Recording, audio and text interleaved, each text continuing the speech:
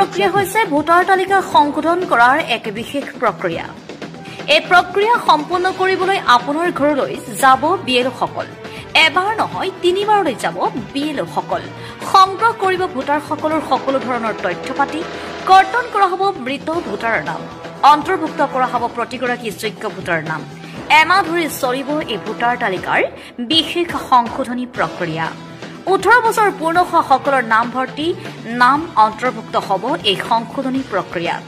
দুঠাইত নাম থকা ভোটাৰসকলৰ এখন ঠাইৰ পৰা কৰ্তন কৰা হ'ব সংশ্লিষ্ট ব্যক্তিৰ নাম। 21 ডিচেম্বৰৰ পৰা 26 ডিচেম্বৰৰ ভিতৰত প্ৰস্তুত কৰা হ'ব সংশোধনী খচৰা ভোটাৰ তালিকা। 27 ডিচেম্বৰত প্ৰকাশ কৰা হ'ব চূড়ান্ত খচৰা ভোটাৰ তালিকা।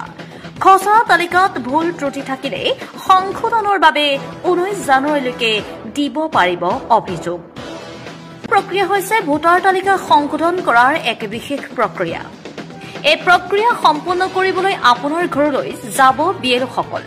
এবাৰ নহয় 3বাৰলৈ যাব বিএলঅ'সকল। সংগ্ৰহ কৰিব ভোটাৰসকলৰ সকলো ধৰণৰ তথ্য পাতি। কৰ্তন কৰা হ'ব মৃত ভোটাৰৰ নাম। অন্তৰ্ভুক্ত কৰা হ'ব প্ৰতিগৰাকী যোগ্য ভোটাৰৰ নাম। এমাহ ধৰি চলিব এই ভোটাৰ তালিকাৰ বিশেষ সংশোধনী প্ৰক্ৰিয়া।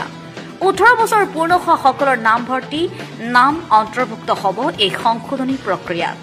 দুঠাইত নাম থকা ভোটাৰসকলৰ এখন ঠাইৰ পৰা কৰ্তন কৰা হ'ব সংশ্লিষ্ট ব্যক্তিৰ নাম। 21 ডিচেম্বৰৰ পৰা 26 ডিচেম্বৰৰ ভিতৰত প্ৰস্তুত কৰা